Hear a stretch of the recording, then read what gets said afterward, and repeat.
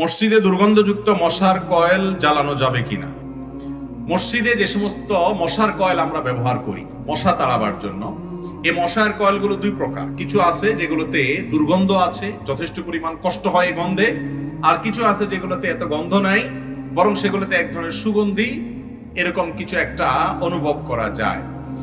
যে কয়েলে দুর্গন্ধ আছে, যেটা শুকলে আপনার কষ্ট হয়, এরকম কয়েল মসজিদে ব্যবহার করা জায়েজ নাই। এগুলো মসজিদে ব্যবহার করা যাবে না।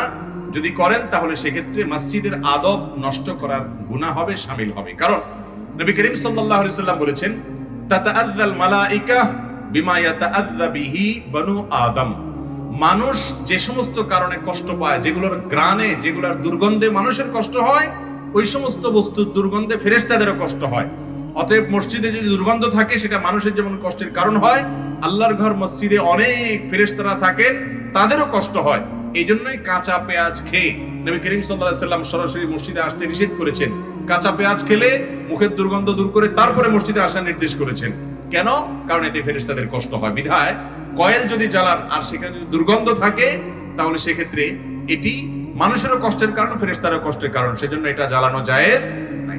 তবে কয়েলের বিকল্প যেগুলো আছে, অন্য কোনো পদ্ধতি আপনি মশা তাড়াবার জন্য ব্যবহার করতে পারেন। এছাড়াও আরেকটা সমস্যা হলো, অনেক সময় দেখা যায় কয়েলের দুর্গন্ধের কারণে অনেকের শ্বাসকষ্ট হয়, অনেকের অসুবিধা হয়। বিধায় অন্য কারোর অসুবিধা হয়, সেরকম কাজ করাও জায়েজ নাই।